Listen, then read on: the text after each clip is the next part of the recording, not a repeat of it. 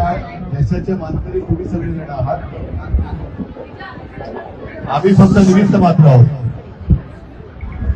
सर्व प्रतिकूल परिस्थितीमध्ये हा जो काही निकाल लागलेला आहे तो नक्कीच अभिमानास्पद आहे. आणि माझं स्पष्ट मत आहे,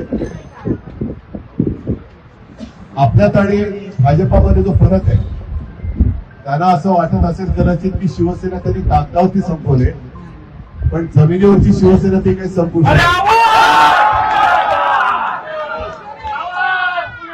भारतीय जनता पक्ष हा फक्त कागदावरती राहिलेला आहे, जमिनीवरती राहिलेला नाही. कारण सर्व साम दाम दंड भेद, लालूच, आमिष, यंत्रणेचा दुरुपयोग हे सगळे प्रकार त्यांनी केले.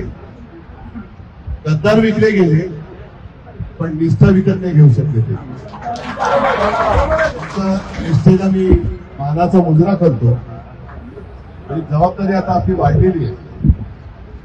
मी तुम्हाला सगळ्यांची पहिल्यांदा मी दिलगिरी व्यक्त करतो, कारण आतमध्ये जरा नगरसेवकांशी बोलत होतो.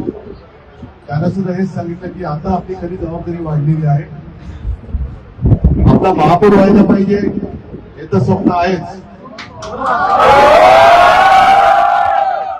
बघू देवाच्या मनात असेल तर तेही होईल.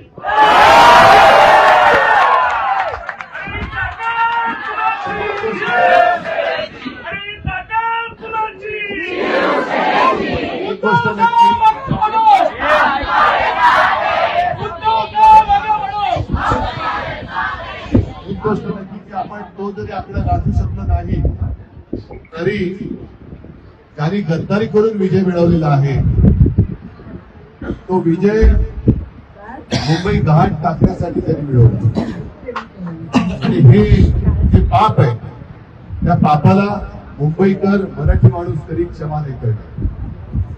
मला आज तुमचा अभिमान आहे की तुम्ही सगळे जण निष्ठेने लढलात. अगदी अक्षरशः आम्ही सगळेजण जेव्हा फिरत होतो तेव्हा जेवणाची, खाण्याची, फिरण्याची कसलीही जशा त्यांनी सोयीसुविधा केल्या होत्या तशा सुविधा आपण नाही देऊ शकतो. कारण तन मन धन, आपल्याकडे तन आणि मन आहे आणि त्यांच्याकडे फक्त धन आहे. म्हणजे आपल्याकडे जी काही शक्ती आहे त्या शक्तीच्या जोरावर आपण त्यांना ठाम फोडलेला आहे.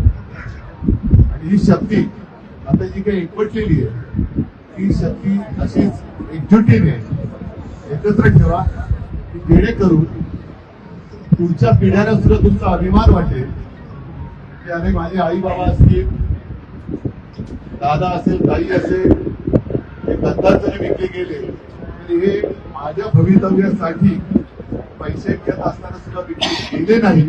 हा अभिमानास्पद तुमचा केला गेला. हे यश पूर्णपणे मी तुमच्या चरणी नतमस्तक होऊन त्या विजयाचं श्रेय तुम्हाला देत आहे. असेच सोबत राहा. लढाई संपलेली नाही, लढाई सुरू झालेली आहे. तुमची जी काही जिद्द आहे शेवटी जिद्द महत्वाची असते. जिद्द कोणी विकतची जिद्द कोणी आणू नाही शकत आणि जिद्द कोणी विकत घेऊ शकत नाही. या जिद्दीच्या जोरावर आपण परत जिंकू. मला तर त्याची काही चिंता वाटत नाही. सगळ्यांना मी परत धन्यवाद देतो.